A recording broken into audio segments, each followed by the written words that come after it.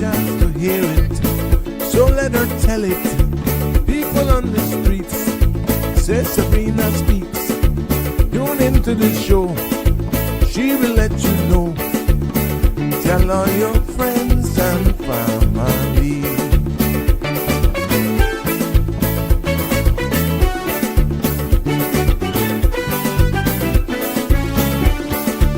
Real talk is no joke.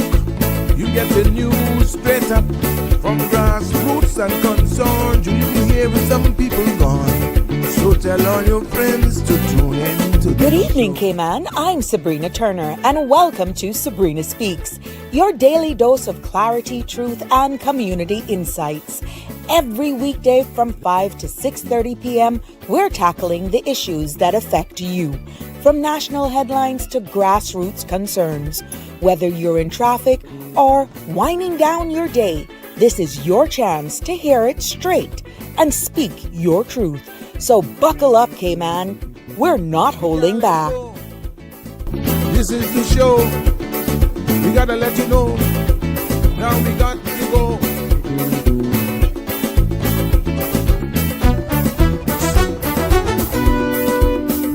And now here's Sabrina.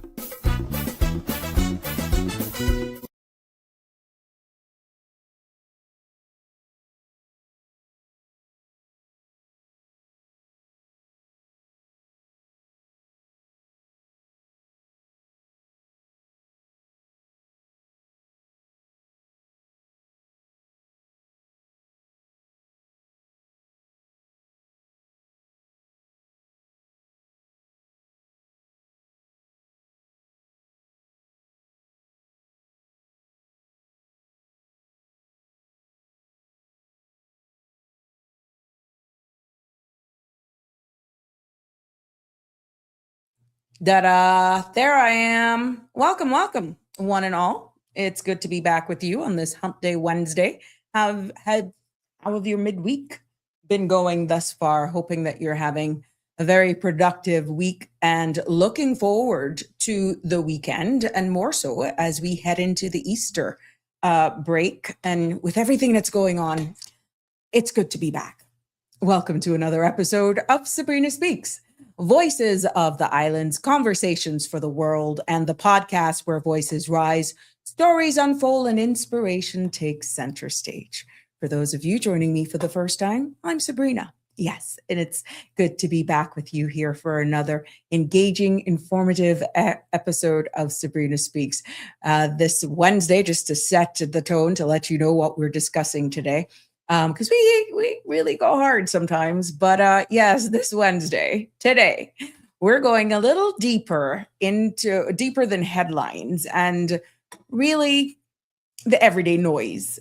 I want to take this episode, and of course, you're all pleased to join in and give me all of your feedback.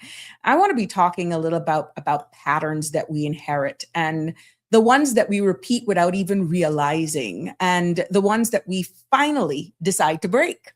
Yeah, that's the one. From the way we communicate with, even in our families, to the way that we show up in our workspaces, to the way we even participate in our community and civic life. Patterns, my friends, I'm finding out, shapes everything. And right here in Cayman, it's at a moment where many of us are feeling the shift. Yeah, personally, socially, and collectively. And people are asking harder questions. Yeah. People are also choosing clarity over confusion. And I'm noticing that people are ready to grow, even when it's uncomfortable. That's the big takeaway. So this episode is about that courage. Yes, the courage to say, this ends with me. The courage to build people instead of breaking them. And the courage to create a Cayman where honesty, accountability, and compassion is not exception, but their expectations. Yeah. The courage to create a Cayman where honesty, accountability, and compassion are not exceptions, their expectations. That's profound.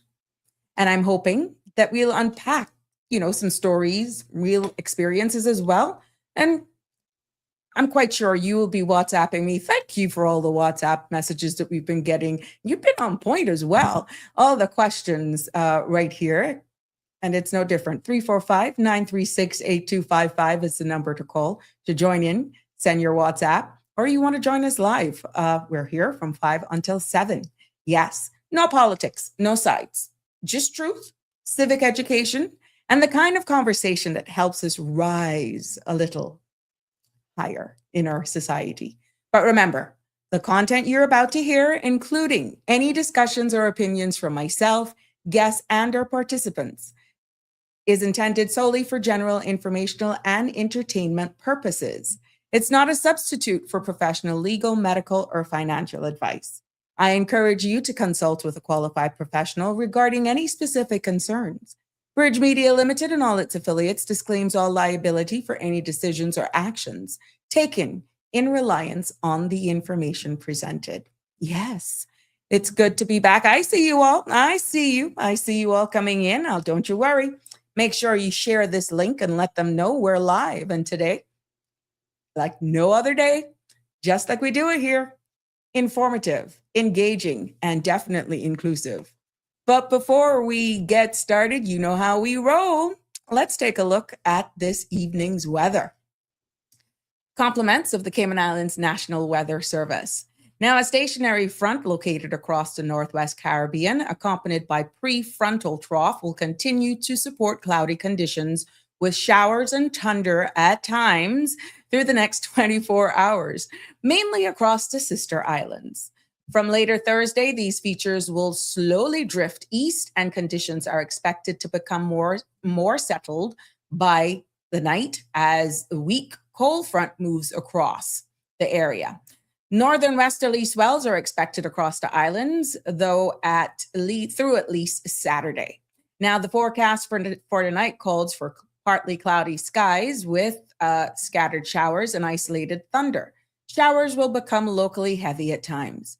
Temperatures will fall near the mid-70s. Winds will be north to northeast, 5 to 10 knots across Grand Cayman, and southerly for the sister islands before veering northerly after midnight. Seas will be moderate with wave heights of 3 to 5 feet, and swells are likely along northern and western coast. Now, there is a thunderstorm advisory that remains in effect, even though it will be lifted on Thursday afternoon. The forecast for tomorrow calls for cloudy skies with a 60% chance of showers and isolated thunder through the morning, mainly across the sister islands. Temperatures will rise near the mid to low 80s, and winds will be northerly 10 to 15 knots. Seas will be moderate with wave heights of 3 to 5 feet. Swells are likely along the northern and western coast. There will be a high tide at 9:30 this evening, a low at 3:29 a.m. Sun will set this evening at 6:35 and sun will rise tomorrow morning at 6:30. Now, the outlook is for a ridge of high pressure to build across the Northwest Caribbean by Friday, maintaining some drier and settled conditions. Northern and westerly swells are likely to persist through the latest on Saturday. So there you have it. That's your weather forecast for this evening and definitely into the weekend. Hello, hello, hello. It's good to have you joining me. Welcome, welcome to another episode of Sabrina Speaks. It's good to be back here with you. Now we'll just turn it over to what's making news for us locally and definitely in the Caribbean. Local news. We begin with emergency preparedness. Now, Cayman joined countries across the region today for the annual Carib Wave tsunami exercise. Hazard Management Cayman Islands says that the drill tested communication system, evacuation procedures, and public readiness. Schools, businesses, and community groups will take part tomorrow. This is for tomorrow, helping strengthen the country's ability to respond quickly in the event of a real tsunami threat. So this is happening tomorrow, March the 19th at 10 a.m. And you're encouraged to download the NEMS app today. So you can go on Cayman Prepared. You can see all of the instructions there, and definitely be aware of that exercise that's happening here tomorrow. Okay, so we don't want anyone taking by surprise. If you already got the NIMS app and you hear your phone going off, that's really what's going on tomorrow at 10 o'clock. In other local news, in Georgetown, Caymanian artist Mr. Al Ebanks has unveiled a new public sculpture titled Shell at Central Scanton Park. Now, the abstract steel and concrete piece is part of a multi-million-dollar upgrade to the park and was commissioned by the Cayman Islands government. Now, Al's a co-founder of the Native Sons Collective, says the work is meant to inspire community connection and celebrate Caymanian creativity. Congratulations to Al, one of our local own, and just what it's going to do to that space is amazing. Yes.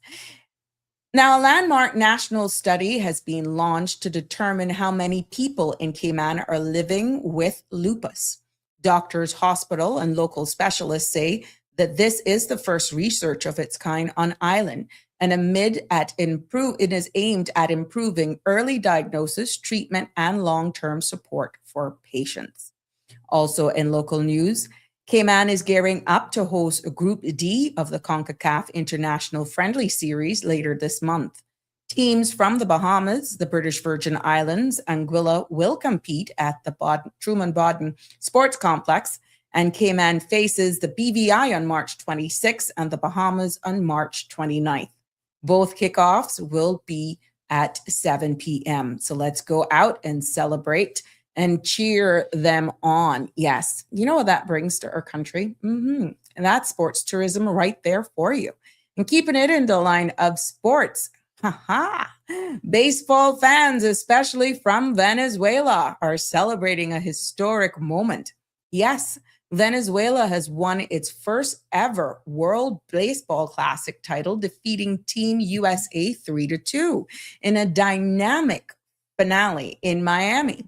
Now, Eugenio Suarez delivered the game-winning RBI double in the top of the ninth, sealing the victory and igniting celebrations from Caracas to Miami. The win was so monumental that Venezuela even declared a national holiday to mark the achievement. I know we have a lot of baseball fans out there, but definitely if you're from Venezuela, you're definitely feeling the love. And, you know, this is historic for you. We celebrate for you. I watched it at the end last night, and it was amazing to see how emotional the players got, grown men. You just see them getting so overwhelmed with joy, accomplishment, just a sense of pride. It was just amazing to watch the emotions of joy and pride, despite everything that they're going through right now. Congratulations to you guys. Good win. Yeah. Now, over in other Caribbean news, the government of St. Lucia is pushing back against claims that it has a formal agreement with Cuba for the provision of medical personnel. Now, Prime Minister Philip Perry clarified that while Cuban doctors are currently working on the island, they are hired directly by the Ministry of Health and paid like any other medical staff. He stressed that there is no signed contract with the Cuban government for doctors, despite ongoing speculation. Also, in Antigua and Barbuda, the West Indies Oil Company is urging residents to stop panic buying LPG cylinders after a sudden spike in demand sparked fears of shortages.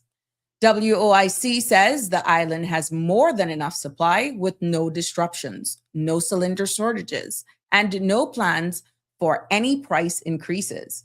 Now, officials say the rush was driven by speculation, not reality, and are asking the public to purchase only what they need for normal household use. Yes, and just keeping it into the Caribbean, Grenada has officially signed access to the United States seafood market after updating its national fisheries regulation to strengthen protections for marine mammals. The United States suspended imports on January 1st when Grenada's laws failed to meet Marine Mammal Protection Act standards. Now, in response, the government passed the Fisheries Marine Mammals Regulations 2025, banning the international killing or harassment of marine mammals and requiring fishers to report accidental bycatch. U.S. regulators have now confirmed that Grenada's updated system meets all requirements. So that's keeping it serious and see what it does from national perspective. And keeping it into the Caribbean and over to Jamaica. Jamaica's opposition leader, Mark Golding, is again challenging the government tax strategy during his contributions to the 2026-2027 budget debate. Golding says Jamaica doesn't need new taxes, it needs to fix what he called massive leakage in the system, arguing billions are being lost through poor compliance.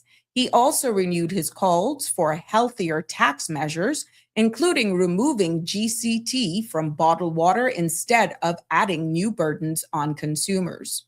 Also, business leaders in Jamaica are responding positively to opposition leader Mark Golding's proposal for a tax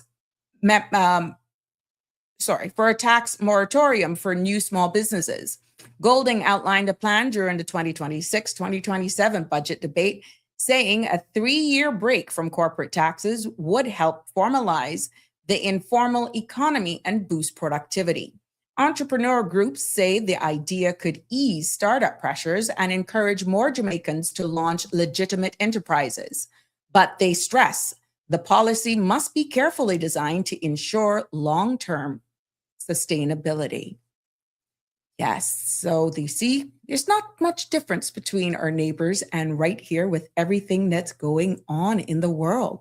Let's go across the pond. King Charles has welcomed Nigerian President Tinubu to Windsor Castle for the UK's first Nigerian state visit in 37 years. The President and First Lady received a full ceremonial welcome from senior royals ahead of state banquet. Now, the historic 2-day visit marks a major diplomatic movement between the United Kingdom and Africa's most populous nation. There you go. Also, a latest on the update from the United Kingdom, where health officials in the United Kingdom are warning of an unprecedented, this what is being called now, unprecedented and explosive meningitis outbreak. Yes, centered in Kent. 2 people have died and up to 20 cases are now under investigation, with the BBC reporting this is the fastest growing outbreak doctors have ever seen. Thousands of students are being urgently offered vaccines as the situation continues to develop. So this is the latest right now. A young baby was admitted just moments before we went live, and we'll definitely keep our eye on this developing stories, understanding how closely we are connected, and a lot of our students are over there. There is a local message from our Minister of Education that has pretty much giving, some ease and letting our people know here, our nation know what is being done from this side of things and making sure that we keep our students that are over there safe. Yes. So also in UK news, as we wind down this segment here today, a new public poll in the United Kingdom shows Bretonians overwhelmingly reject the Bank of England plans to remove Winston Churchill from the £5 note and replace historical figures with native wildlife. Now, while the bank says the redesign follows a national constitution that favored nature-themed currency, many citizens view the move as unnecessary and politically charged. Critics argue Churchill's legacy should remain on the nation's money, even as the bank pushes ahead with overall other wildlife for the next series. We will keep an eye on this developing story as well. And more news for those who are just not wanting plastic. And I thought it was very important for me to share this. Scientists are developing a new biodegradable plastic made with cassava starch that could dramatically reduce ocean population. Now, unlike petroleum-based plastic, this plant-derived material dissolves in water, breaks down naturally, and doesn't release harmful microplastics. Researchers say it's even safe for marine life to ingest, making it a promising alternative for single use packaging. With billions of plastic bags used every year, cassava based bioplastics could be a major step towards cleaner rivers, healthier oceans, and a plastic free future. Let me know what you think about that. I thought it was quite interesting and definitely a welcome change for sure. Yes. Good evening, everyone. Welcome as you roll on in. It's so good to be here with you this evening as we're in the middle of the week. It's Hump Day Wednesday. Yeah. Hope your afternoon is going well. I'm getting some images to share with you all here because someone definitely celebrated St. Patrick's Day yesterday. So you know why they couldn't comment yesterday? Because they were all decked out. And I've gotten permission to share these images with you. That's why I love y'all so much. You just keep it all real here on Sabrina Speaks. And I must say, I'm loving it. I'm loving what I'm seeing for sure. But happy birthday to everyone who is actually celebrating a birthday today, wedding anniversaries as well, the whole 9 yards. Congratulations to you all. And definitely happy birthday as well. From all of us here on the Sabrina Speaks show, yep, we want to wish you nothing but the best. And once we know about it, we share it. Yeah. Oh, there is something I need to update you guys on that's happening tonight that slipped me yesterday to remind you. This is happening this evening. There's a farmers meeting that's happening this evening at 7:00 at the pavilion. So this is where anyone who's into the farming, they will be able to meet with the Ministry of Agriculture, Planning and DEH, and it's hosted by the Agricultural Society. So yes, this meeting is taking place this evening, even though this flyer was yesterday. It is for this evening. It slipped me yesterday. So please forgive me for that. Yes, if you're wanting to know more, please go down there at the pavilion of Agricola Way this evening. There's a meeting scheduled for 7, hosted by the Agricultural Society. Meet the Ministry of Agriculture, Planning and DEH. So that's taking place this evening, okay? This evening. So please. Also, nominations are open for the Proud of Them. We want to keep you up to date on that with what's happening in the community. And also coming up here, who loves to attend Red Sky at Night? Yeah, that's taking place March 21st, this weekend from 4 to 11 at the Harkwell Theater grounds. And you go down there and you entertain with live music, lots of entertainment, lots of local crafts, arts, products, local foods. There's also going to be a kids' corner. I have attended this. I've actually hosted one of these. And let me tell you, that was fun. It was really fun. That was during, I think, lockdown, where the world was locked down. And here we were living free, moving around freely with no restrictions whatsoever. And, I'll never forget it. That was a very good experience for me, a memorable occasion for me. And I really had a good time. So, that's taking place this weekend. Please don't forget, let's go support all of our artisans and all of those who work so hard. I'm getting these images up now, my friend, so we can expose you. Well, you did yesterday. Oh, thank you for sharing. You're so fun. Yeah. 345-936-8255 is the number to call to be a part of the discussion today. And like always, we love your feedback.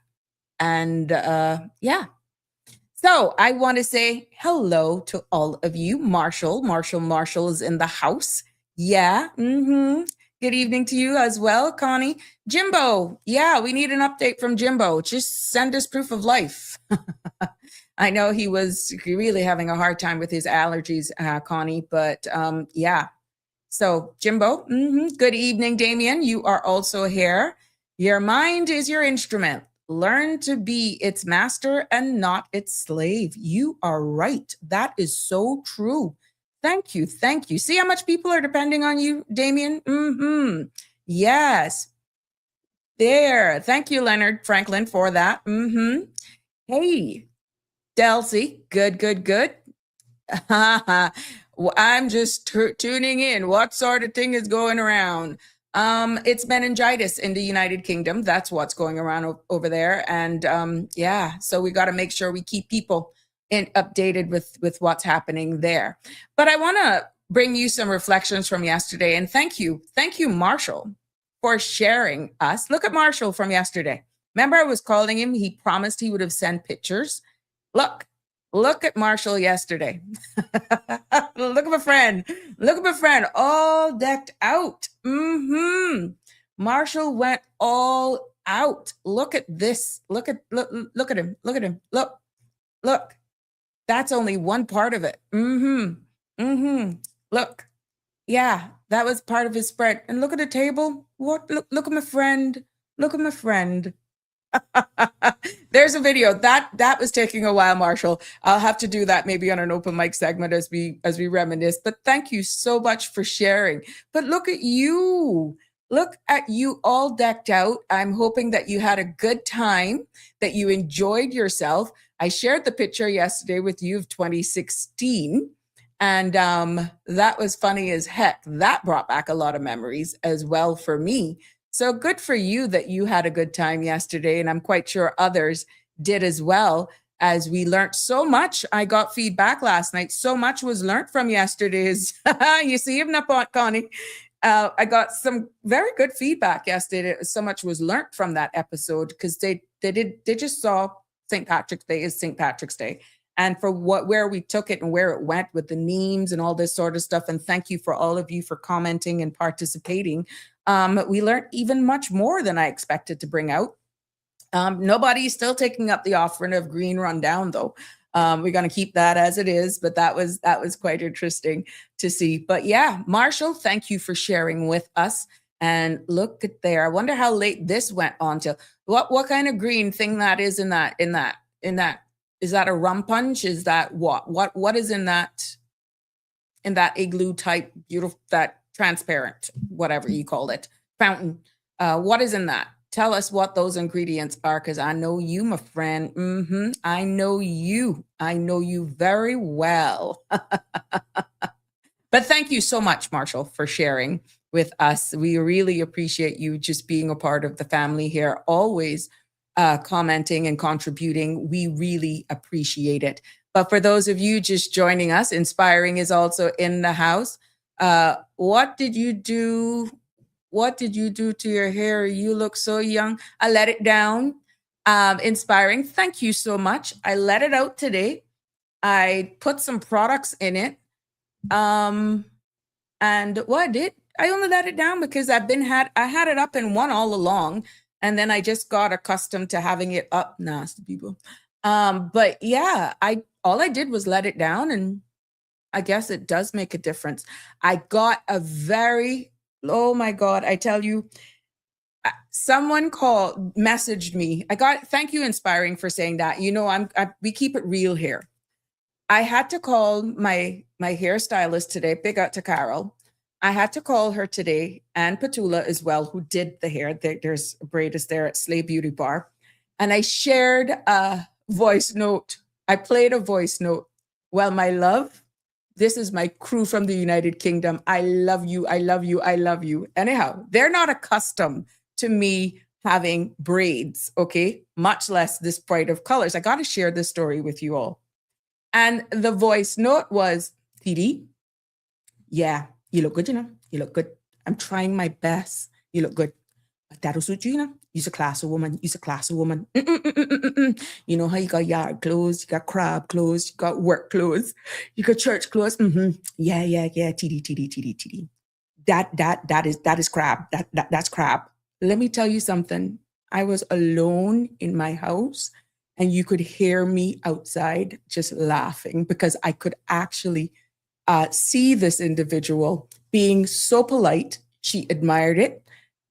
She told me clean and straight, that don't suit me. That not class, eh? It's different if I'm going out to a fete or a party. Oh yeah, TD, oh yeah.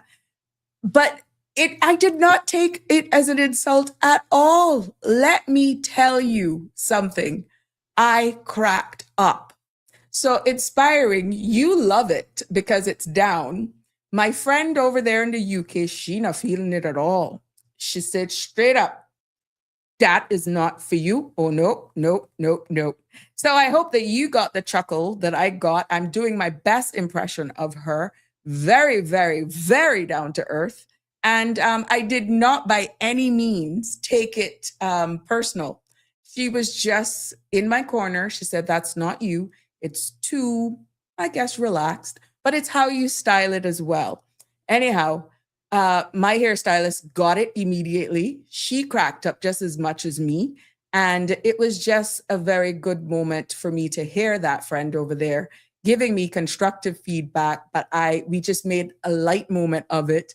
And I'm going to be honest, I had intended to keep this in for over the Easter, but it may come out a little sooner than expected because I'm really not having a easy time. One, maintaining it. It's not easy to maintain.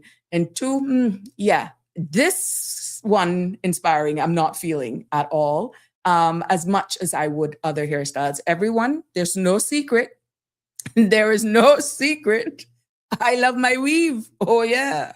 I love my weave, but she be good. Oh, yeah. She ain't gonna drop off. She ain't gonna pull out. I am just one of those women that I take a lot of pride in myself. I wear extensions. I make no apologies. I don't lie about it. But I have to give my hairstylist number one props for that. And for people, there are lots of people who said they didn't even realize that I had extensions. And this is why I pick up Carol. She's very professional. And I pick up Melvin at Vanity, because then he layers my hair when I have the regular body wave. So it's no secret. We are here empowering each other. And it is Women's Month. I have been criticized by men about my weave. And can you imagine? Yes, I have been criticized publicly on platforms about my weave. And I just brush it off, to be honest with you. But it's amazing. I've made no apologies over wearing extensions because that's me, and to each his own. I have even flirted with the idea of, and I tried going natural as well when my hairstylist went home on rollover and I almost died. I almost actually flew over there to her, and then she came back in the nick of time. So yeah, but inspiring, that was amazing feedback that I got. And it was funny as heck. You wouldn't understand the joke that came about it unless you heard, but out of privacy for my friend, I can't play the voice note. And but I didn't take it personal at all. I didn't take it all. But thank you so much for the compliment. I have gotten compliments, to be honest, but this one friend, this one friend not feeling it at all. Hey, Leonard, how are you doing? I was trying to share the council. Yes. Oh, it's raining. It's raining here in Prospect. Yesterday, that 2009, right up the Privy Council, Madam Justice Lever was disciplined for Mr. Oh, okay, that was yesterday when Mr. Balika was talking. Thank you, Mr. Leonard, for that. Thank you for sharing that. Well, I guess they're tightening up legislation, and if this case is successful, let's see what else is going to come out of it. Yes. And Marshall is saying that he had a great time. I'm just a little late on some of the comments. Yes, Miss Dorothy's in the house. Good evening to you as well, Andrew. Blessed Wednesday. Can you extend, for Headley Robinson's family on behalf of us? Oh, really? Oh, I didn't realize that. Well, yes. Thank you so much for letting us know. Sincere condolences to Headley Robinson's family. As you can see from Andrew Campbell and his family, and definitely from all of us here on the Sabrina Speaks show as well, our sincere condolences. I know we did the bit on Nikki Fleetwood, I know her as Tippets. But yeah, again, but thank you, Andrew, for that. It's posted here, and our thoughts and prayers are with the family. Marshall is saying what's in that canister is Incredible Hulk. Oh, really?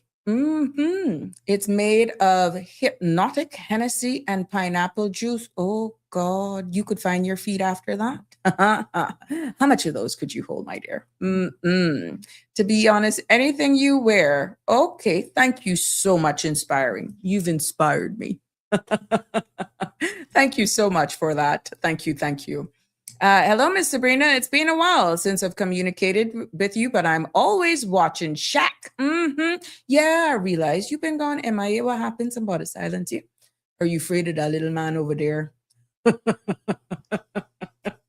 Just fun. It's good. Thank you so much. Thank you so much for still showing up. We know that some of the topics sometimes, let me get Marshall off of the screen. You just flood my screen, Marshall. See how you just taking over everything, Marshall? But let's get back to the topic today. But of course, the phone lines are wide open. 936-8255. We welcome your comments because in case you missed it, we're going to be speaking a little bit and stepping into the conversation that I feel touches every home, workplace, district, and even generation. Yeah. And this is why I called it Breaking Patterns and Building People. Because at the end of the day, we want to build each other. And they says you can't expect a different result if you continue to do things the same way, correct? And what we have noticed in time, because sometimes the very thing that holds us back isn't a person. It's not an individual.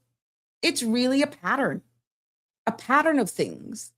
The way we think, the way we react to certain things, and the way of surviving that no longer serves us, right?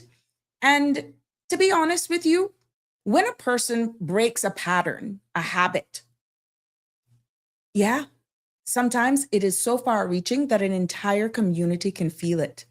And even when a person chooses, let's say, clarity over confusion, or courage over silence. You know who comes to mind, right? Dene.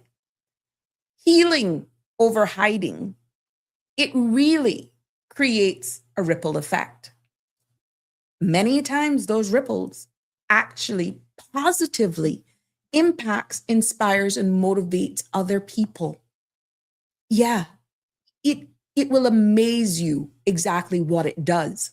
So in this episode, it is my aim to start the conversation about the patterns that we actually inherit, the ones that we repeat, and, the ones that we finally decide to break. And we're going to talk about how breaking those patterns can help us as individuals, stronger families, and also a stronger Cayman ultimately. So when you look at it, and at any time, please, 345-936-8255, you're free to call in, free to comment on the link, and I will definitely try to make sure I keep up with them. And you're free to WhatsApp as well to be a part of this discussion because you keep me going, in all honesty, and your participation is also key. So when you talk about patterns, and for the record, I'm not a professional. I just really look at all of these things and you try to put real life scenarios, putting myself many times in the middle of it, examples, and just look at where life has led me, soon to be 52, Marshall. I must say, people say I'm still young, but it's amazing at this age of 51 now, soon be 52, when I look at patterns that I've constantly done that has been instilled in me through culture, just because of what I've seen versus how I think now, you kind of want to kick yourself. Why didn't I realize this before? Why did I continue to do things like this? Examples, right? When we look at it, what is a pattern? People might not even be aware of it, that it's even a pattern, because it is a behavior that you actually believe. It is a repeated pattern, is a repeat that becomes a habit that is believable. Okay. And we've noticed right here that we have patterns that come from our cultures. Yeah. From history, we learned that yesterday. From family, from church. Oh, yeah. Oh, yeah. From schools, from migration, from trauma, and from silence. So just let me repeat. A pattern is a repeated behavior that becomes belief. It doesn't make it real or that you have to be stuck. Okay? And some patterns are actually beautiful. Some of them are generosity, when you even look at community support and resilience, right? And some patterns can really hold us back, not only as individuals, but also as a society, like avoidance and gossip. Yeah, that hold you back. You'd be surprised. Fear of speaking up. That's just how it is. And those patterns that we repeat, those behaviors that we continue, those are some that actually holds us back. So when you look at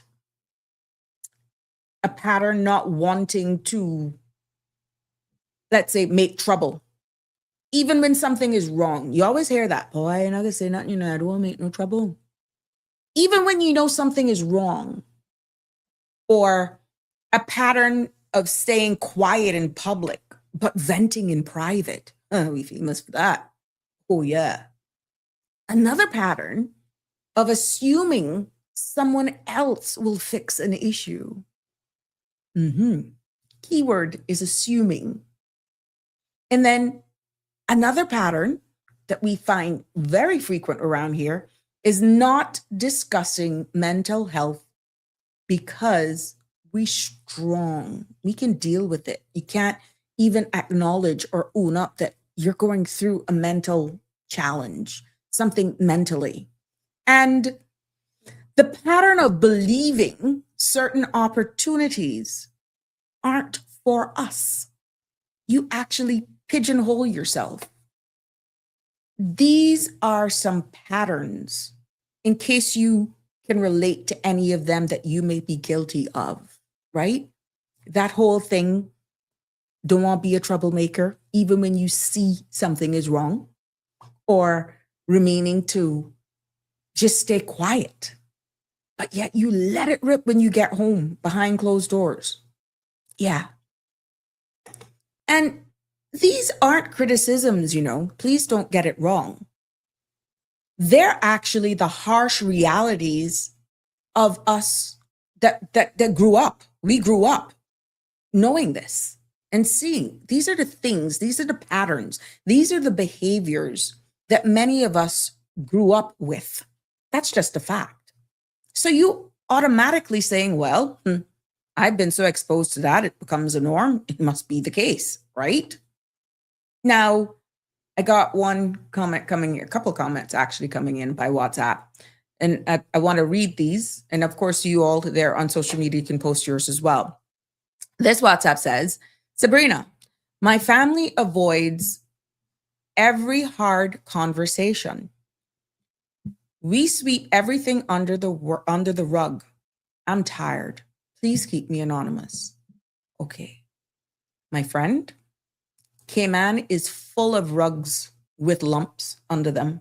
That's what I can tell you. And avoidance is one thing. And it's one of the most common cultural patterns that we can see. And breaking it doesn't mean confrontation, my friend. It actually means communication. And it's not a fight. You see, it's a sentence. So it's sad that you see that, and avoiding it doesn't solve the problem either. So it starts with one sentence. That's all it starts with. Some like to do disclaimers that sets the tone, sets the pace. You can also say it's just not a fight. This is really a conversation. Let's see if we can have this.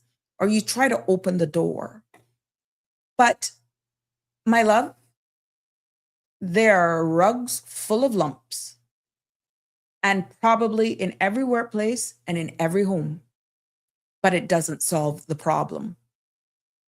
So all it takes is a start, one simple little sentence, and see exactly how that will end up. Damian Henry say, pattern works until it doesn't. Suit the individuals no more. Comfort zone is easy, but stepping out of the box can be very difficult. Mindset is everything. You're so right. You're so right. And some people become comfortable in the uncomfortable, but not realizing what it's doing to them as an individual. And that's not healthy. Andrew says, Sabrina, we are our own worst enemy. We cannot expect change if we continue bad habits. If we want change in our lives or surroundings or families, meaning I have to make the change to myself, you cannot expect to get better results in your life if you continue doing the same thing. Michael Jackson has a song called Man in the Mirror. Before I criticize anyone, I must examine my own life. Well said, Andrew, and you're quite right. Yes. Hey, Aliano, how you doing? Good evening to you, my sweet. I hope you're continuing to be on the mend. And I need to hear from Jimbo. Just send us a thumbs up, please, Jimbo, if you're okay as well. But yeah, you are quite right. Man in the mirror. You got to change yourself. You got to being comfortable in an uncomfortable environment, I think is one of the most self-destructive things anybody can do, especially if you remain in the environment. You are pretty much self-destructing. And that is something that people really need to be aware of, because some people, remember what I said, it becomes believable. The patterns are repeated so till it becomes believable, but it doesn't mean that it's right. And you got to be in connection with yourself to really understand and even be able to identify these things that you're really killing. You're smothering the true, vibrant individual that you are, because you have chosen to become comfortable in the uncomfortable, even when you know it's not right. Again, breaking a pattern. Yes. Andrew said, remember, rebrand, restore, reset yourself to get positive results in your personal life before trying to change other people. So right. You know, that's another thing, Andrew. Thank you for saying that. Many a times, we are able to look into someone else's window when in fact we are pretty much just falling apart for ourselves. And we are struggling ourselves to just keep things together. And the one thing comes back to mind, Andrew, is the instructions for when you travel on an aircraft. What does it say? The oxygen mask is above your seat. And should it be, should you have to use it, remember to affix yours, and I'm paraphrasing, before you assist the person next to you. That is profound.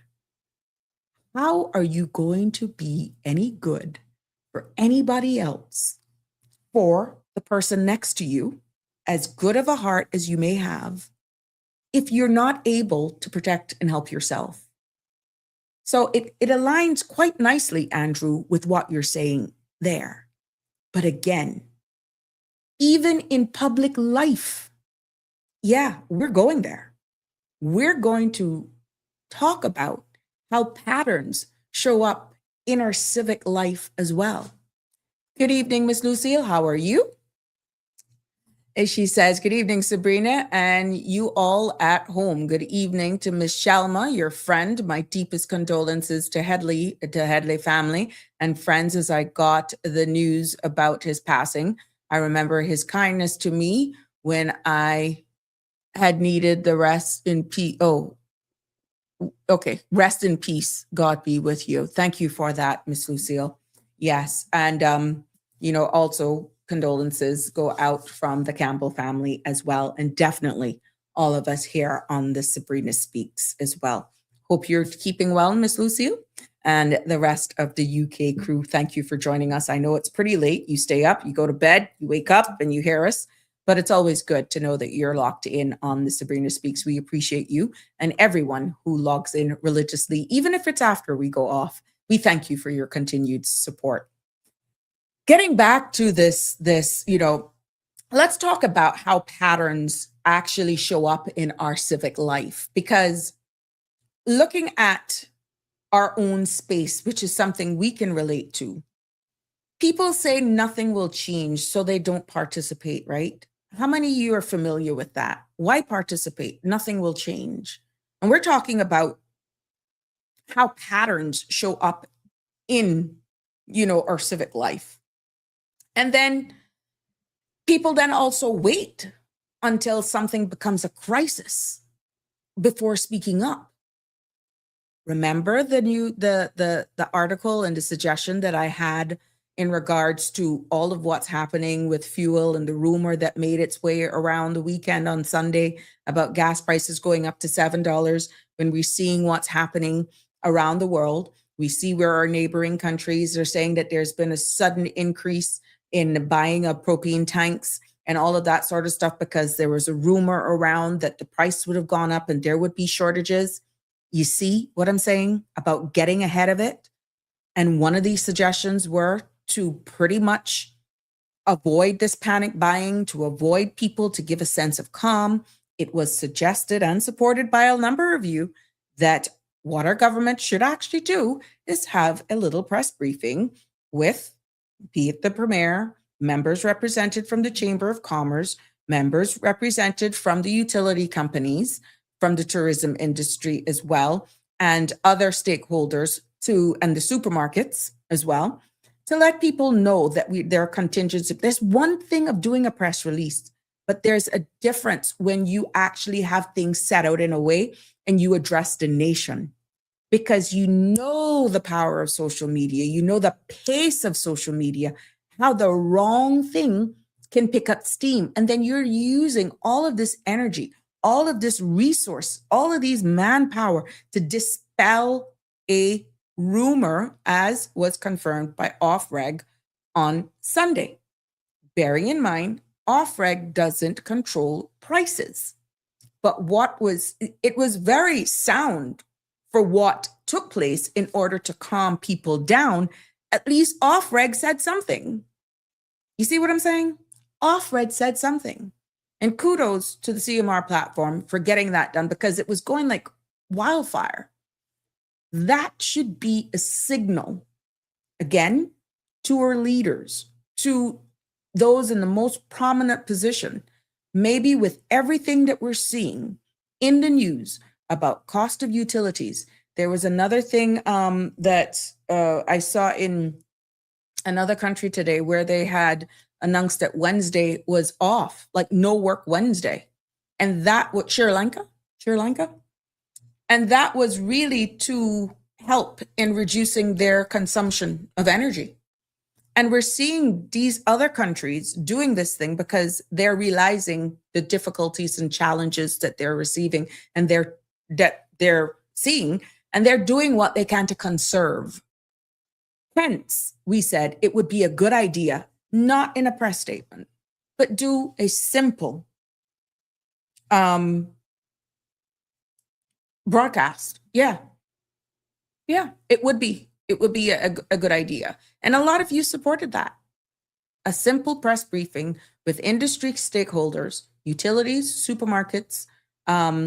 You could have the chamber represented because they represent our small businesses and that sort of stuff. And I'm quite sure, if they get the data, they have the reach, they could weigh in on it. And of course, you have your representative from the government, and the UK arm being that of the governor.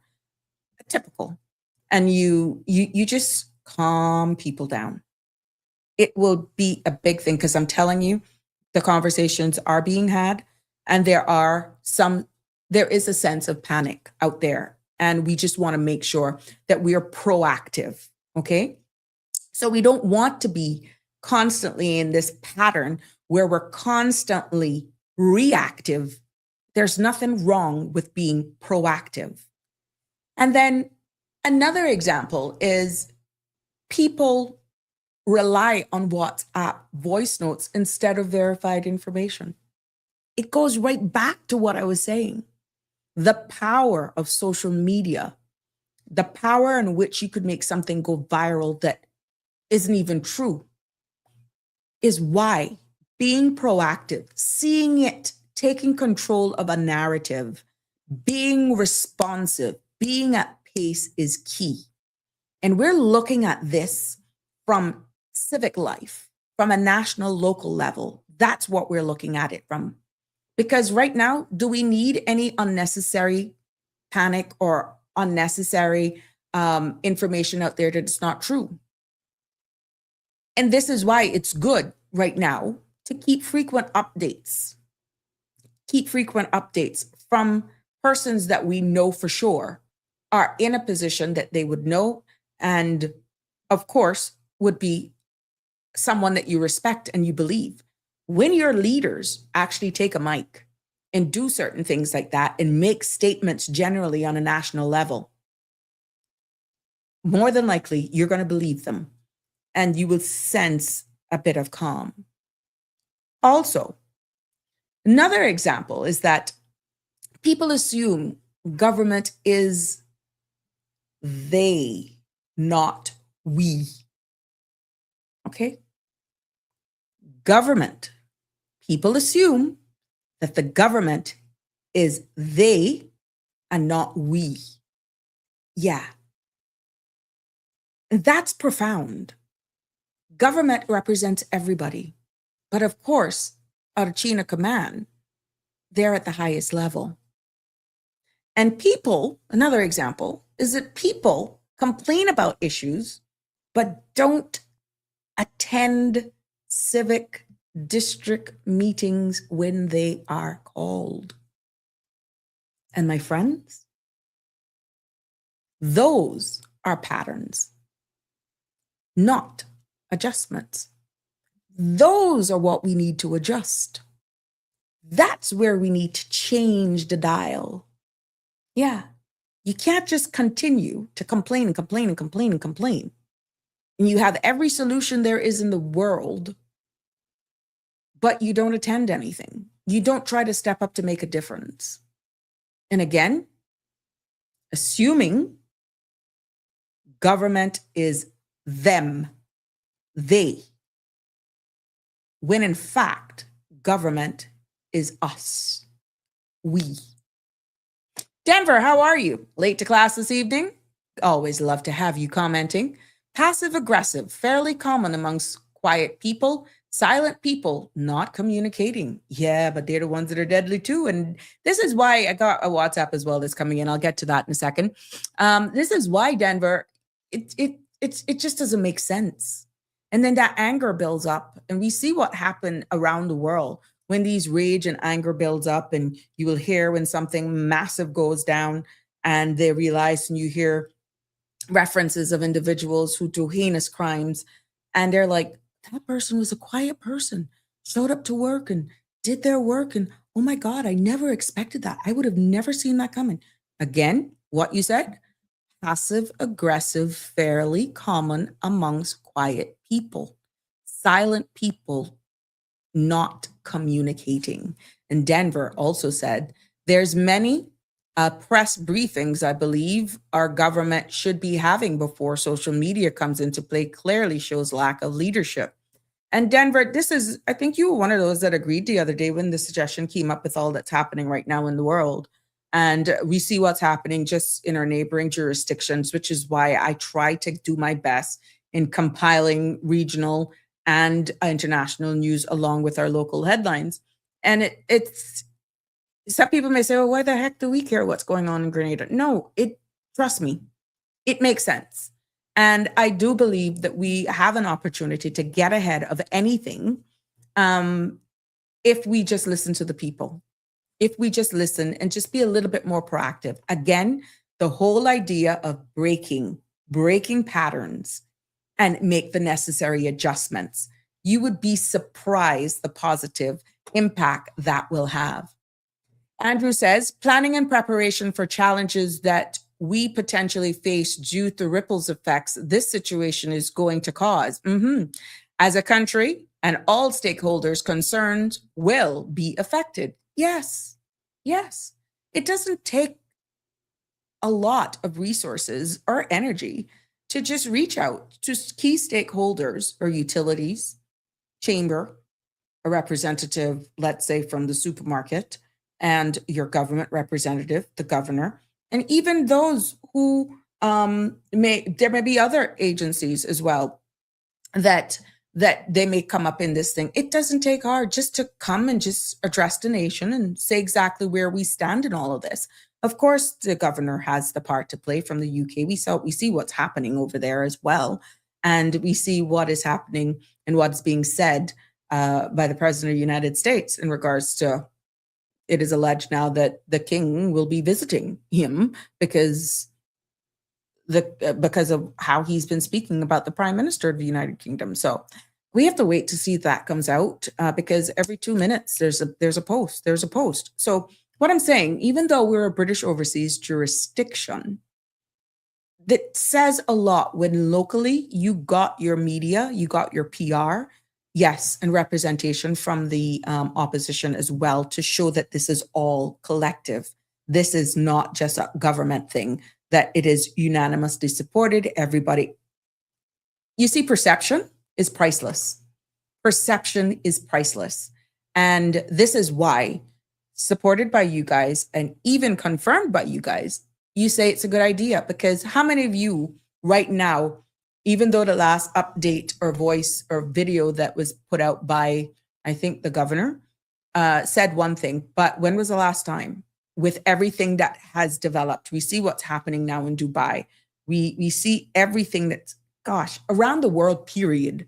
And we have local companies who have offices in Hong Kong and so forth. We have people all over the world.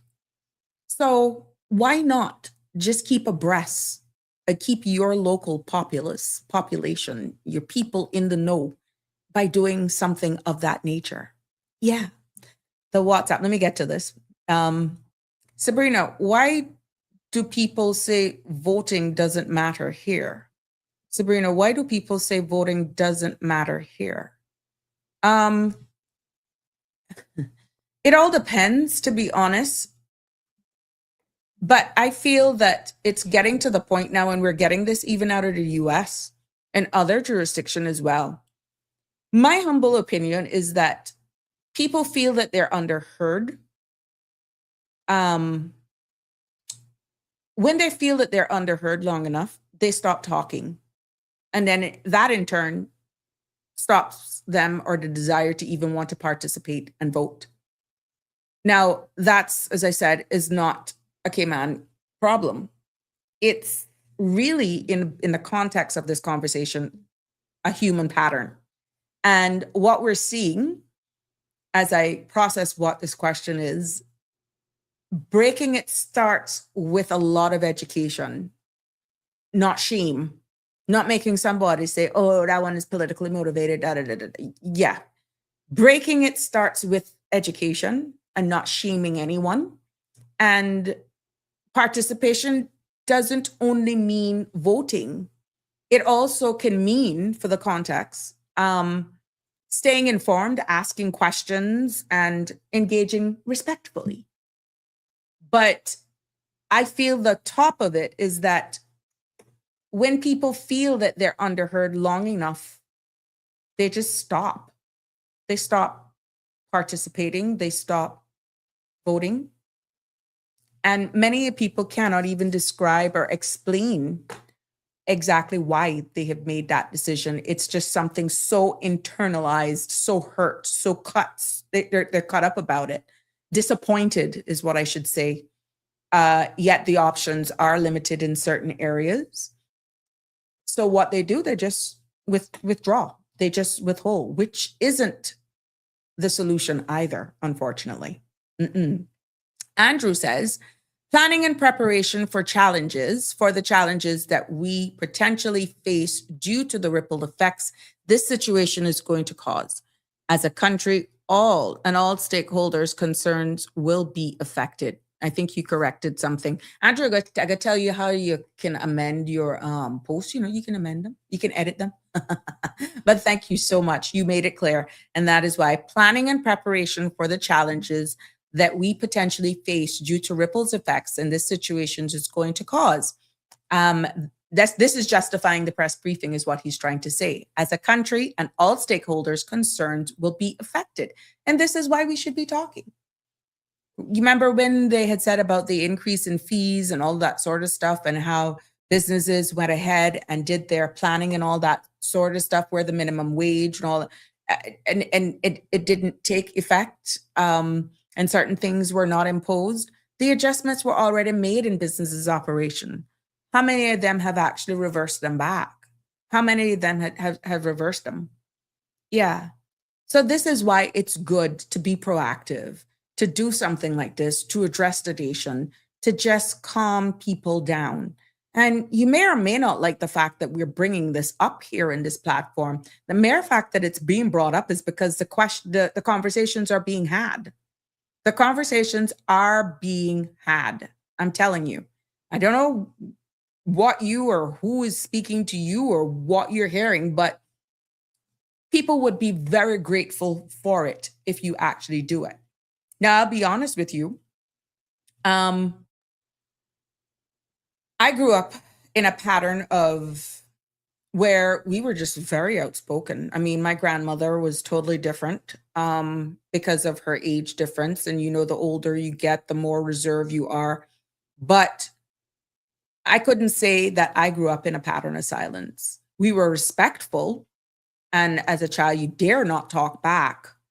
That was just the culture. But I could see in the earlier generations where you don't rock the boat, even when you're being disenfranchised, that I could see that all around me. And a pattern of just taking it is become a norm. But I was not in a household. I can't say personally that I have been exposed to that. I was allowed to speak freely. I was allowed to weigh in, give my opinions. And sometimes you would get that little, oh boy, you don't do that. But we knew our place as a child being born in 1974, for example. And then I saw my grandparents being very active. They participated in elections, of course. Of course, they weren't with all this branding and all that sort of stuff. But it's just that generation. For me now, as an adult, I never stopped my children from speaking. And I would say you set the rules before you go. I shared the story with you the other day where we were going to the supermarket and I knew I only had X amount to spend. And I let them know, look, we're going to the supermarket. You cannot pick up everything you see you want. You're allowed one, and that's it. You make your choice. So, and they were allowed to express themselves. And I'm happy that I did that. Even now as grown adults, we sit down and they talk and they're entitled to their opinion. So I can't say that I was in that environment. There could be someone who grew up in a household or still is impacted by that. And that has been passed down from generation to generation.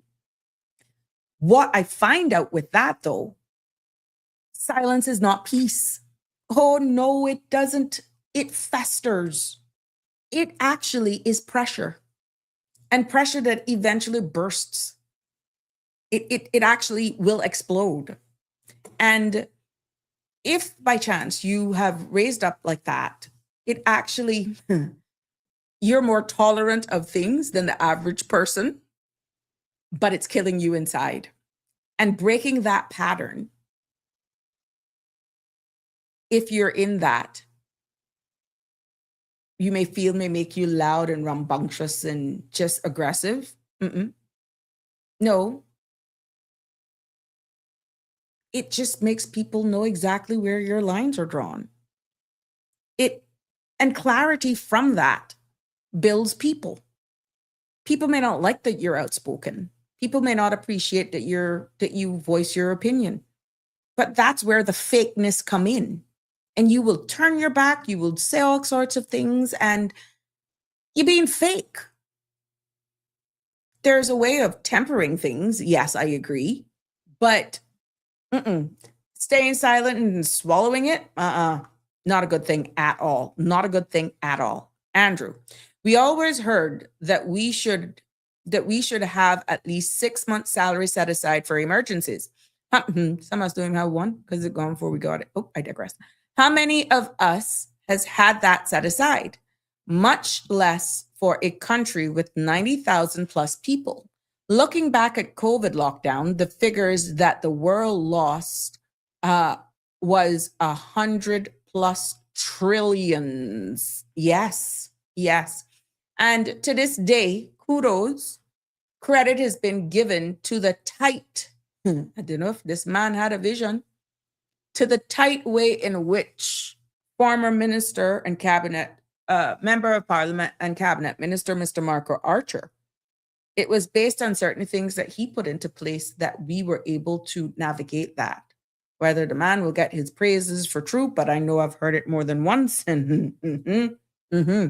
Yeah. And that's how we could navigate. But God forbid, what is the current stance should that be repeated now? Where are we right now? Should that be repeated? And very interesting. But we have to give credit based on what has been repeated numerous of times.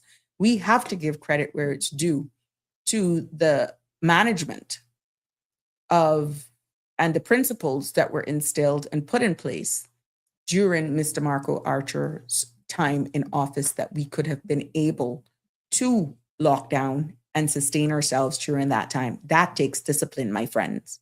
Denver say, oh, you can edit. Oh, Lord, Denver, you something else. Andrew, I'm not that tech savvy like you, Denver.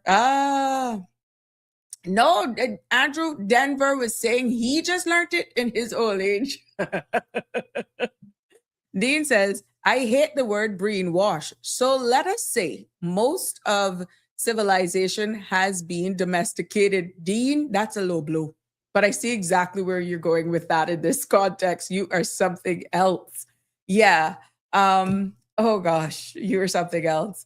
Denver says exactly what I said. PA people. Oh God. Andrew, our elders used to say, woeful wastes make woeful wants. We had to take what we got with food, clothes, gratitude as people never had it to throw away. Yep. Oh boy. Don't voice your opinion on Trump here. No, that you. Yeah, no, he can shut you up. But that's the world. That is the world over, Denver. We're seeing where people are very cautious with what they say, how they say it, even certain images that they post. And we see where they are threatening to close down certain news sites as well, based on how they are reporting on what's happening with the war. So we're not immune from that in this space. There has been cases where social media platform pages, YouTube channels have been actually blocked because of images that could have been AI enhanced or something that wasn't totally factual. And that is based on the actual platform that you're using. So it's not that all stories that I actually share or that I read a part of my news segment here as I continue to prepare for when we get on radio, that you will see the image pop up. There's a reason for that. And I make sure that I double check. But there's so much out there. But this whole thing, yeah, it's changing. What you say, how you say it. And just put it like this, Denver. I choose my battles. I choose them. Keeping it local. We got a lot of stuff that's going on locally right now. But I think that it is important for me to share as well what's happening in the region and around the world. But there's just certain images you will never see me share because I'm conscious that our social media pages or handles, and that could impact this entire stream. And I don't want that. But is that a society? Is that where the world is going? Is that where we're headed? Where we're talking about breaking patterns and it becoming believable. What happens then when it's controlled? Yeah, and you're still left not being able to voice your opinion. So it'll be interesting times coming ahead, to be honest with you.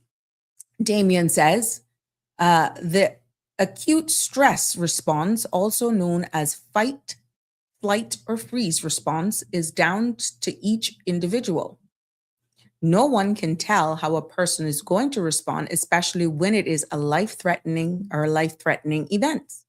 Some may plan for all eventualities, while others might panic or choose the last minute option, which it is why, Damien, it is imperative that we be proactive as a nation. Because you have identified different types of individuals, and you're right. You are so right.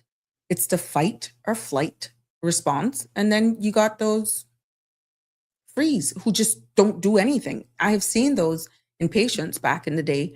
You go on accident scenes, and yeah. And just remember the earthquake that we had.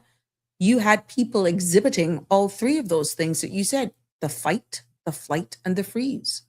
You can't control how people are going to respond, but it does.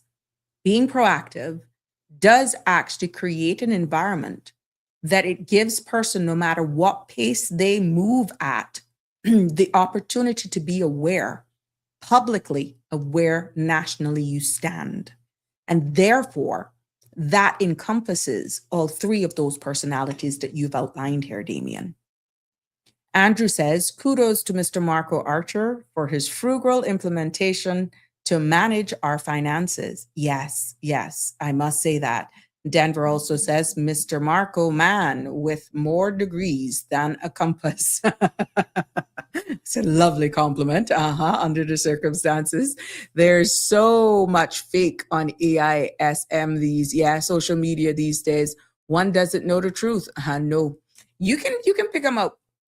There are a number of things, as I said, Denver, though, that you got to be weary of, and especially with what I do here, the content creation. And sometimes it's one thing to have a topic, there's another thing to report on it. But when you dig a little deeper, some of it is not as it first pops up.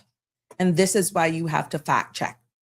And even though this space is Voices of the Islands, Conversations for the World, the topics that we actually have is far reaching.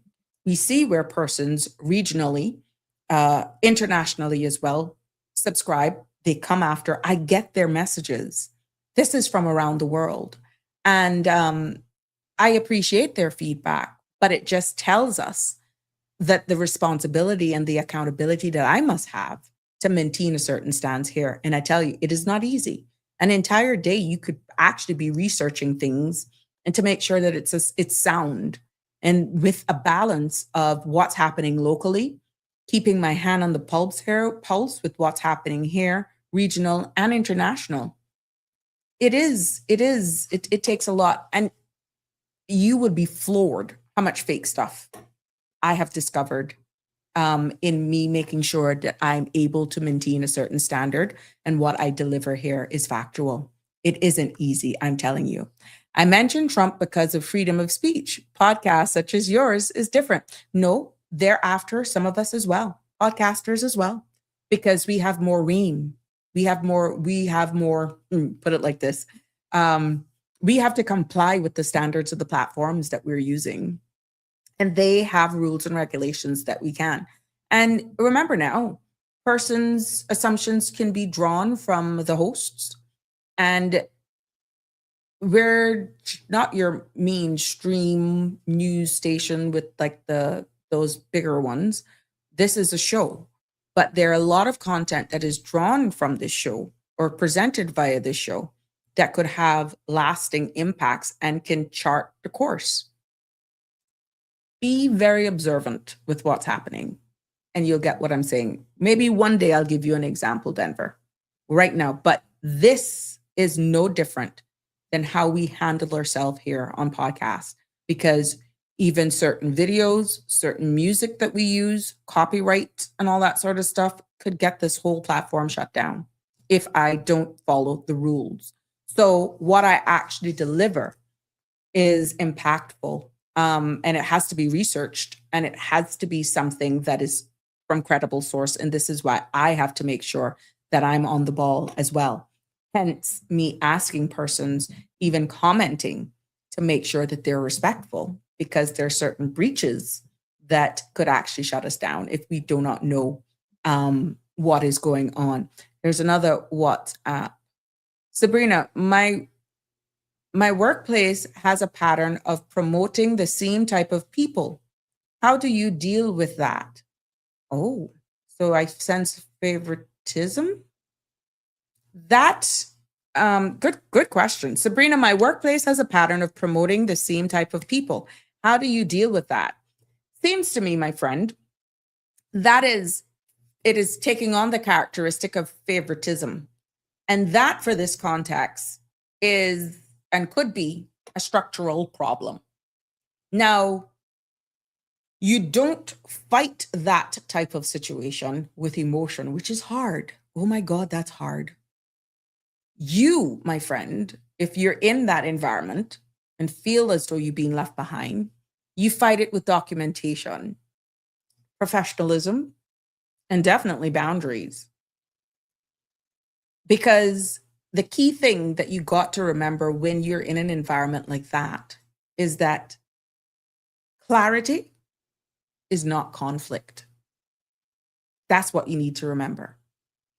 You cannot fight it with emotion. You can't. And you may feel that you're fighting a losing battle sometimes because you're outnumbered in the place. And this is not nationality. I don't know the nationality of this WhatsApp person. But that would be my best and unbiased way, professional way of dealing with it, is just take this one, even though it hurts like heck. Don't fight it with emotion. And the key thing to remember is that clarity is not conflict. Let me grab this other one here. Why do we keep having the same arguments in Cayman every few years? You don't mind? Okay. Janelle, thank you for giving me that permission. Janelle says, why do we keep having the same arguments in Cayman every few years? My love. And it all depends. And you're speaking in general. I'm because we were talking about civic and the responsibility and just being proactive. So I'm going to answer you as best as I can from this perspective. I think the reason why that is the case is because we're continuously debating symptoms. We constantly debate symptoms and not systems. That's the biggest thing I'm feeling, Janelle. And that, for example, a big talk is always talking. And I remember another one who challenged me, Sabrina, do not allow your space to just be an area where you just talk, and there's no results. I promised Denver I will give him an example. Right now, we're still watching the space, right? But going back to your question, Janelle, we continue to debate the symptoms and not systems. And I feel that something like cost of living, traffic, education, and we constantly hear the debate about healthcare and all of these issues that evolve slowly everywhere and always in the domain. But breaking the pattern means shifting the blame to solutions. And it's very easy to find the problems, but accompany it with solutions. And I think that is one of the things that we have been able to demonstrate, Janelle, on this platform, where we're not only just pointing out the problem, we're not casting blame, we're elevating, we're educating, we're bringing issues to the forefront, we're hashing them out, you're weighing in, and questions like this, yes. It allows me to actually do this a little bit more and still come across in a way where it creates a balanced response. And hopefully for you to, and for those who listen, and we know that they listen, that they can see it from a different perspective. But we need to stop debating the symptoms. Yes, that's what we do. We constantly debate symptoms and not debate systems. That's a big difference. But thank you for that. I have another WhatsApp, but let me get back to Denver. Yes, it must for you. However, one person to person speaking is really what I'm referring to. Thank you for that. Yes, it's true. Andrew says AI is so dangerous.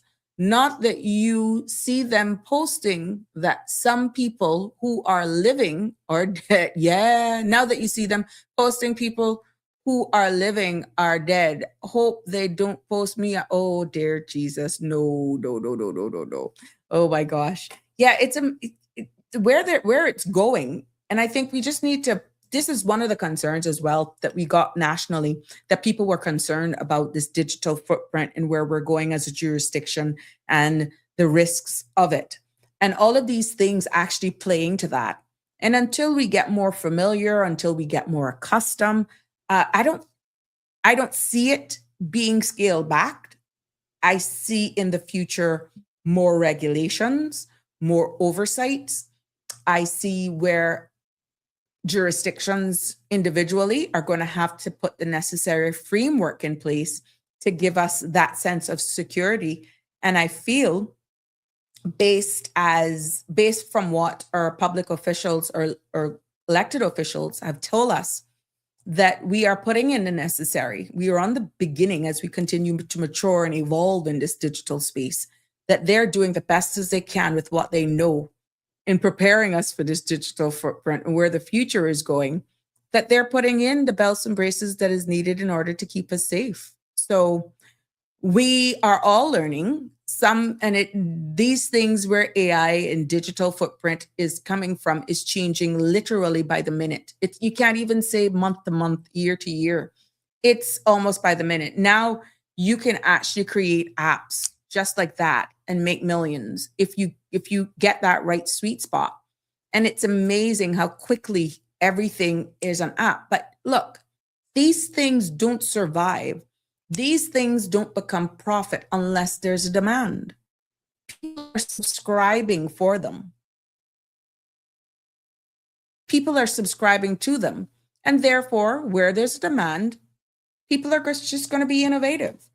I feel that with balance, though, we all need to try and realize where we're headed and not get left behind. Because somewhere, somehow, whether or not you're embracing it, someone come to you, whether or not you're embracing it, it's going to become a reality at some point in time. Yes. Hope you don't read your obituary in the news. That'd be wrong, Denver. Andrew? Oh my God. Look, I wouldn't put it past anything with what's happening nowadays. This is why I'm a little cautious, even when I get messages saying this person has passed, yada, yada. I'm a little cautious. I am a little cautious because we see what's happening as well. Denver says, regulations, you mean? Total control, digital ID, and more coming. Well, at least you agreed. You agreed. More is coming. More is coming. There's another WhatsApp. Sabrina, how do you break a pattern when your whole family is uncomfortable with it? Wow. Thank you for that, David. Yeah. Comfort is not the same as, I think, as healthy. No, it's not. And when you grow up or when you give others permission to grow, even if they resist it at first. So I feel that at the end of the day, comfort is not the same as healthy. And you just, you gotta really observe, I feel, what's happening and try to maintain a level of respect in you trying to stand your own ground and making your point. And that is key because certain households are just different. Certain cultures are different. And with what we are being exposed to right now with different cultures, nationalities, what we can see even playing out on different platforms,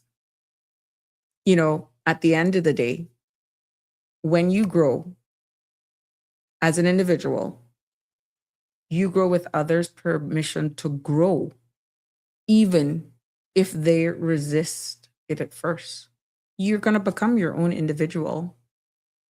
So that's where taking control of your own destiny, taking control of your own emotions, and you would have heard me brought up on this space here numerous of times before, societal pressures.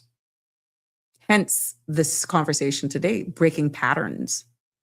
That because we've been in that environment, it becomes believable, but it's not facts. So yeah, it's not healthy. That's for sure.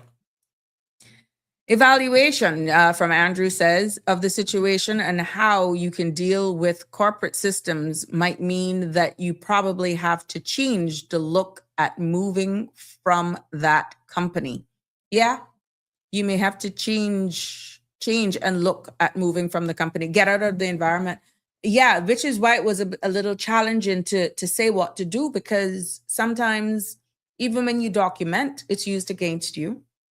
And there is really no one straight answer for that scenario. I got to be honest with you, Andrew. But if it is the case where you're outnumbered, you may actually, and you see that that's becoming the culture, that's the behavior, then maybe you may want to actually look someplace else to go. And right now, that is not, gosh, we're going back to something that we covered. That may be easier said than done with the employment challenges that we're seeing. We're seeing where companies now are scaling back, and this is in general, and they're looking at smarter ways, more efficient ways, and not necessarily individuals to do jobs. So that may be easier said than done, which in return now puts that person in an awkward position because they may have to get comfortable in the uncomfortable despite the environment being what it is, despite them being overlooked because of favoritism, which is what it appears in that establishment or in that organization. So because you got bills, you got responsibilities, you see no other way out. And it's all a balance. It's all a balance. But there's no one way, to be honest. These are all of the challenges that you're seeing. But thank you for saying that as well, that they may have to consider moving from that company and try to find something else. But still being aware that there are challenges, and sometimes these patterns and these behaviors actually are worse in other organizations, just that they're insulated and you don't realize it until you're in the thick of things. Now, let's just talk quickly about what patterns we may actually see right here. Even though I've given some scenarios as best as I can. People, I don't hear as much because I'm thinking now that it all depends on how hard you beat it. And maybe that little roundabout by Agricola Way has helped ease some of the pressures. But we see here where people talk all the time about traffic, but don't support long-term planning. Yeah, I struck a chord there. We're going to talk about some of the things that's relatable here. We complain about the traffic, but we don't support long-term planning, so to speak, okay? It's to the point now that it's almost becoming reactive, or the wheels have slowed down. And I'm talking just facts, okay? And there are certain steps, yes, I agree, that we have to go through to make sure that it's done sustainably. But at the end of the day, you don't support long-term planning. And people want accountability, but also they fear, from what we're seeing here, being labeled as negative. Yeah. People want accountability, but they fear being labeled as negative. That's another problem that we're seeing here. And another one that is very obvious as well is that they ask for transparency, but avoid public dialogue. How are you going to get it if you're avoiding public dialogue? Okay? You can't have the two and expect to get it. Yeah? And then people are saying, we need to change this, we need to change that, we want better system. We need to do this. We need to do that. But resist change. Keeping it on topic, my friends. These are classic signs of patterns, not political statements. I'm identifying patterns. I'm not making political statements. And breaking civic patterns can only start with asking questions, seeking facts, participating respectfully, keep using that word, understanding processes as well, and holding institutions accountable without hostility. That's the big one. Remember, no, a lot of you will say, we could blackball. We could get blackballed. We can't say anything. I got in a bid. I may lose that contract because I speak. Oh no, I'm on a board. I need to be on a board. I can't do this. I can't do that. Hello? How are you going to get change if you continue with the same pattern? You can't say you want this, but you're rejecting that. It's not making sense. You got to know where you want to be, where you want to remain in order for you to see change. Denver says, many Caymanians under my management, I've had to say, this job is not for you. I'll help you find another job. So many that didn't like it, I said to them, remember, you may need a reference from me and I'll be happy to recommend you. Oh God, Denver, if you say it like that, they're gonna be afraid to ask you for a reference. Oh gosh, but I see exactly where you're coming from as well. But some of them may be afraid to get a reference from you if that's how you say it. OMG. Andrew says, the most valuable thing we have is time. How we spend it working, living. AI is slated to take over for companies, banks, institutions. I was reading an article some time ago, how we spend half of our lives traveling to get to work, more so in big cities like New York, London, etc., and how it takes away from quality of life. Looking at Cayman Islands and our traffic, I can't help but wonder if we have not tried to pattern a big city unintentionally. Well, whether or not they tried to pattern a big city, I will say no. I could be honest with you. We just failed at exactly what I said earlier on. Planning for the future. If you see the amount of registrations of vehicles, you look at the infrastructure, you look at the amount of numbers in work permits, you look at our population from the ESO data, you would know that certain infrastructure itself would actually have to upgrade at some point in time, saved by natural disasters. Trying to model big cities when it comes to our infrastructure, I don't think that's the case. I just feel that we acted a little bit, or we act a little too slow in realizing the pace in which we have grown, continue to grow, even if we want to slow it down. But even modernizing our infrastructures, there is no way right now. Can you imagine if the road, let's say Crew Road, was still the only road and they didn't have the bypass, the Linford Pearson bypass?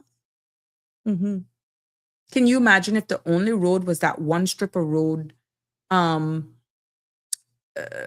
into West Bay? That's it. It didn't widen the road to the back that you can't see the sea anymore because it's overbuilt. Can you imagine with what we have right now and those being the only arteries that we have, what would happen?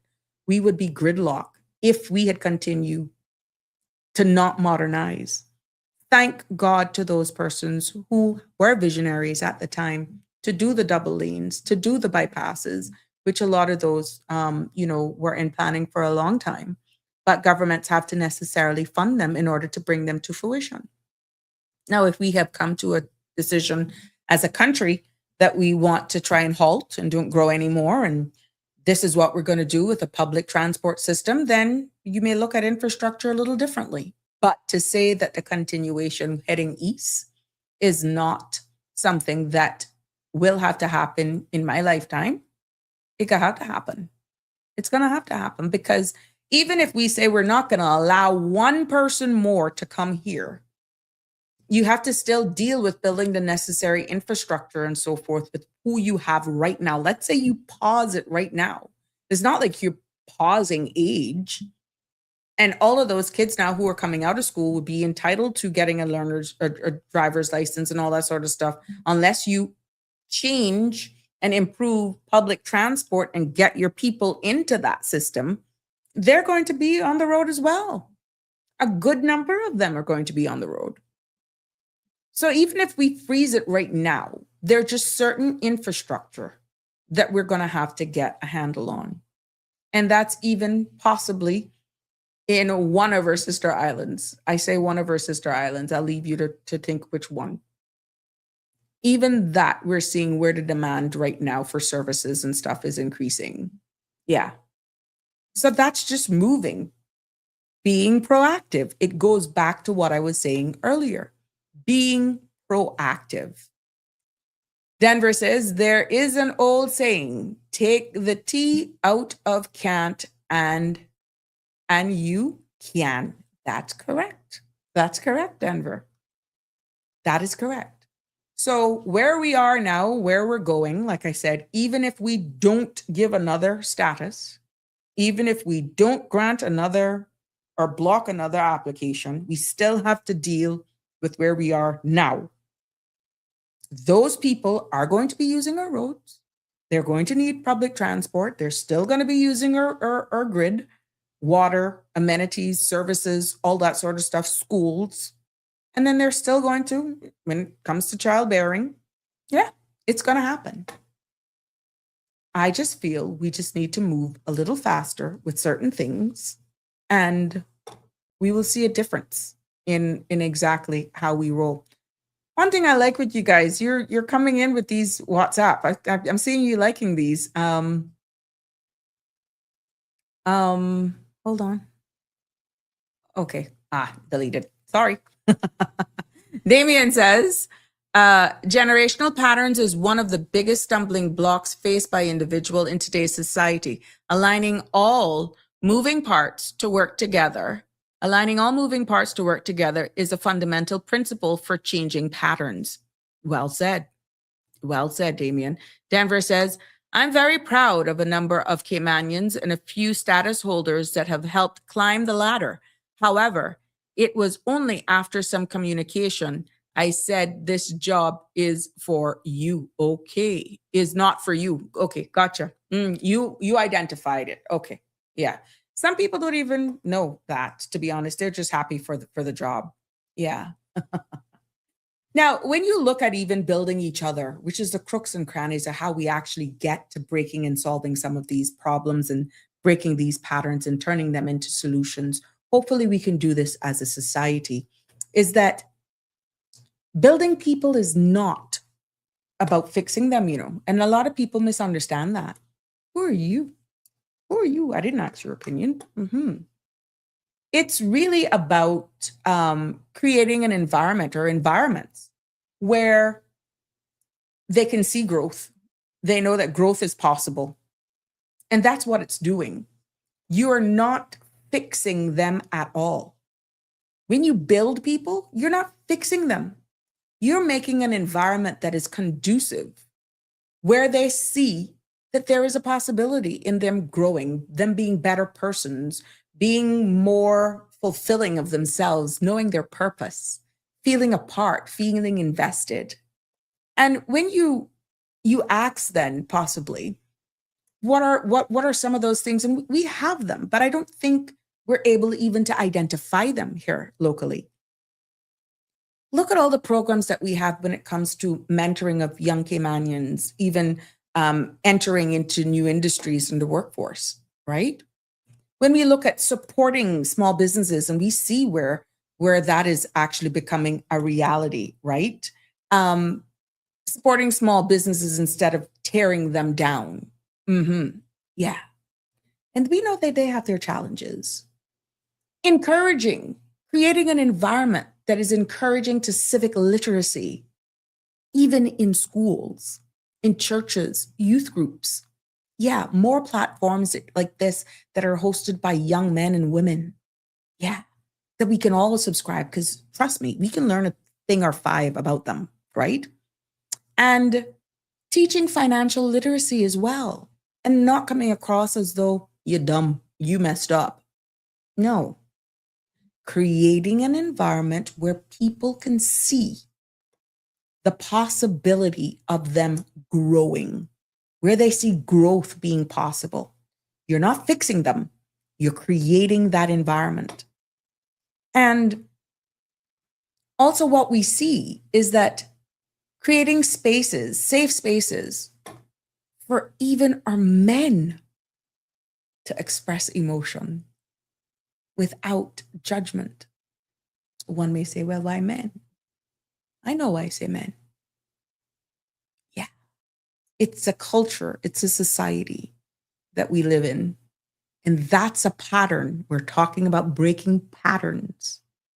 If we create these spaces where it's safe for men to express emotion, being vocal in certain things is one thing, but how safe are they when they're becoming vulnerable and creating those spaces where they can express emotion and not being teared down because they're a man? And also spaces where you can find supporting females, more women in leadership without tearing them down as well or tearing them apart.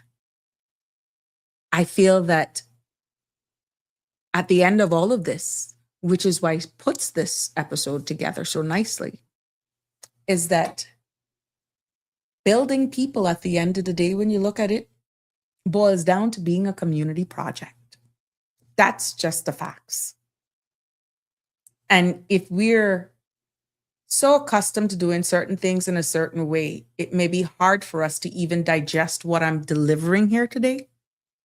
And it's because we are so entrenched into a pattern that it's become believable.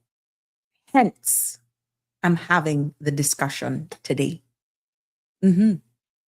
Again, I stepped out on a limb because I saw where possibly you would understand it, you would embrace it, you would appreciate what I'm bringing across, because we cannot continue to do the same thing and expect different results. And if you are able to identify a pattern, a behavior that you have subscribed to as a norm, that's the only way you're able to begin to heal or to fix it. But we all have a responsibility. And hence why creating the space that people can actually see the potential or possibility for growth is paramount.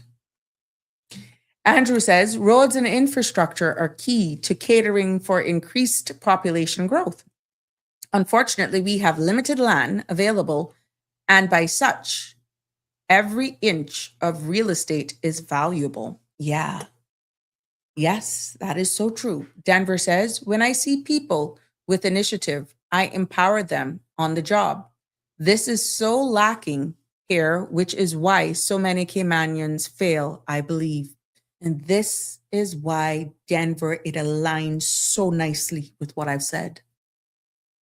There is no way we can continue to build people unless we look at it as being a community project, by being able to create environments where people can actually see growth as a possibility, and creating these safe spaces for especially our men and our women being supported and creating that environment. Yeah. I got another question here, Renee. Oh, how are you, my friend? Sabrina, how do we break the pattern of depending on one income stream? I'm just going to shoot straight up. I think that possibly you can start with literacy and not lifestyle. Literacy and not lifestyle, because that's one of the things that I pointed out, and I think that's where your question was derived. And we all know for a fact Cayman is very expensive, right? Very expensive. But financial patterns in themselves shifts when also knowledge shift, because there are just certain things that you, if you are aware of, there are just certain things you're not going to do. But if you're not aware of it, which is why I'm saying being able to identify certain things is one thing. But financial patterns actually change when the knowledge shifts. And if you're educated and you're aware of certain things, you'd make different decisions.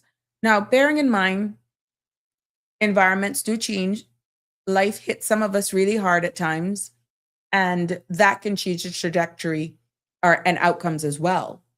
But sometimes knowledge actually is the bedrock of why these shifts could become a reality. Let me grab this other one. Thank you for that question, by the way. Oh, they're coming in today, boy. Anonymous. Okay, no worries. I see you. Why do Caymanians get defensive when you challenge old ways? No wonder you want to keep anonymous. Oh my goodness. Good question. Good question. Maybe because I think, let me grab it here. Maybe because I feel change feels like disrespect. Please correct me if I'm wrong here with how I'm seeing this.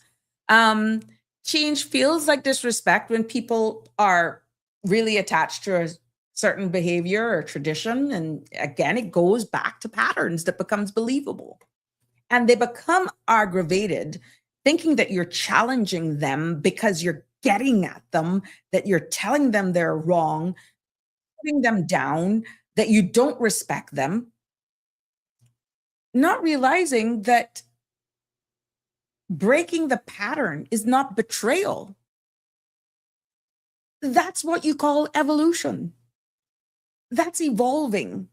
But many people take it as they're being betrayed and not looking at it from a different perspective.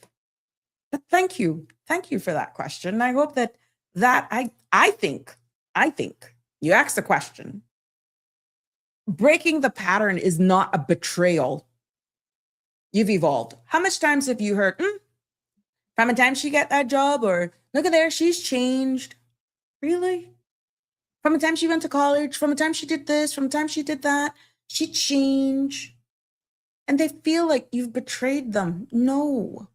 When you elevate your conversations, when you elevate your game, when you draw the line in what you will actually, even some of your best friends, they're the ones that turn against you like you've done something wrong when they fail to see you evolving, you're maturing, you're investing in yourself. And that's just not individually. That's as a society what we should be doing.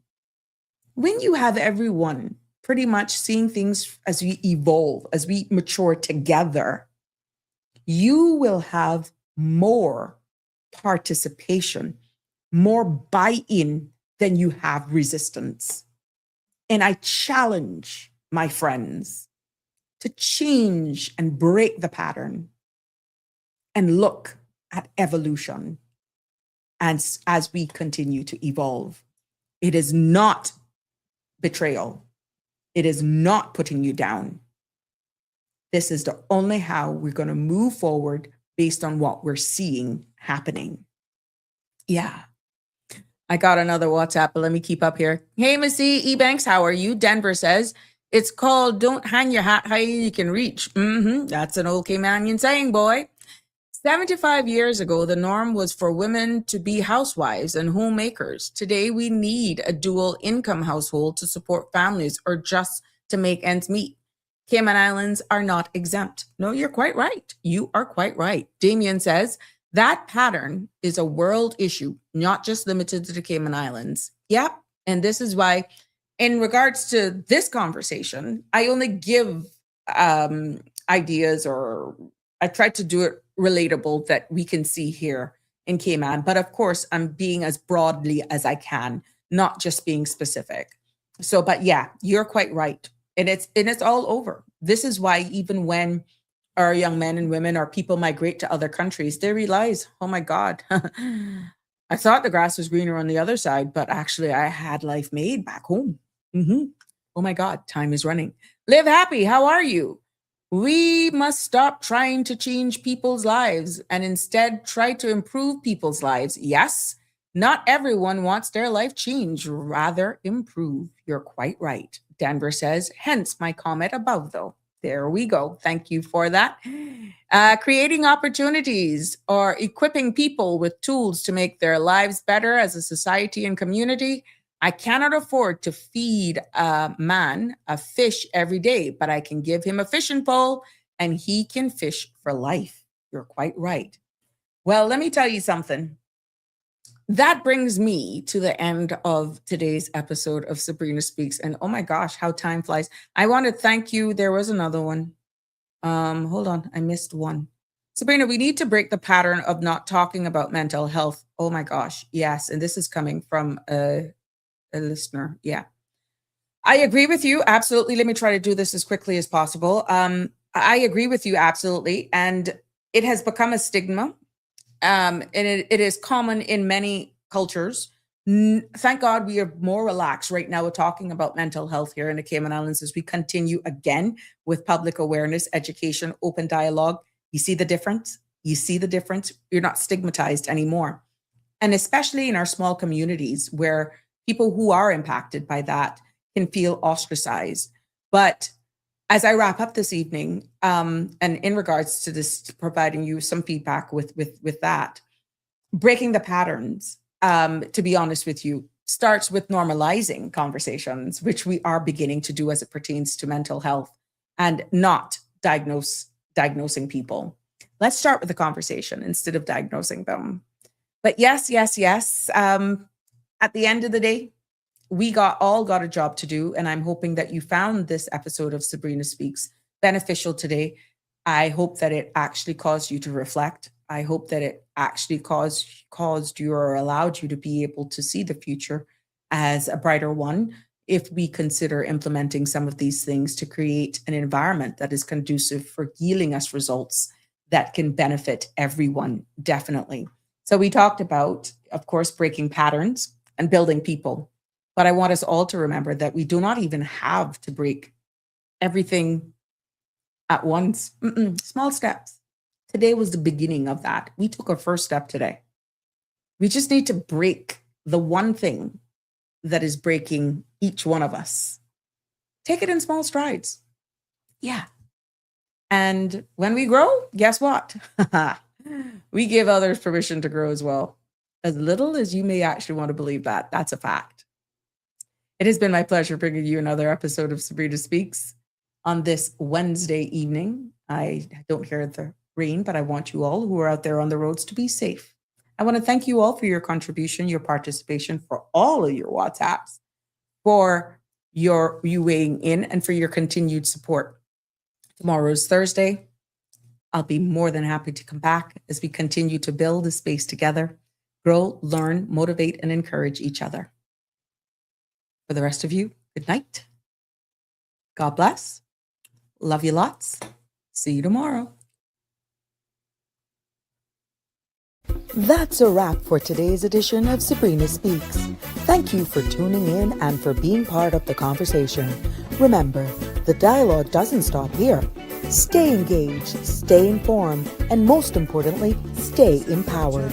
We'll be back tomorrow at 5 p.m., same time, same place, right here on CMR TV and radio, where your voice matters and your truth is heard.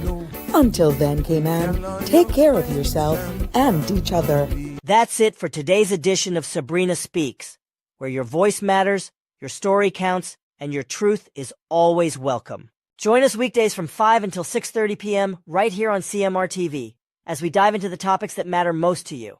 Catch the show live or on demand at cmrtv.com And don't forget to follow us on Facebook, YouTube, and Instagram so you never miss a moment. Until next time, stay informed, stay engaged, and always speak your truth.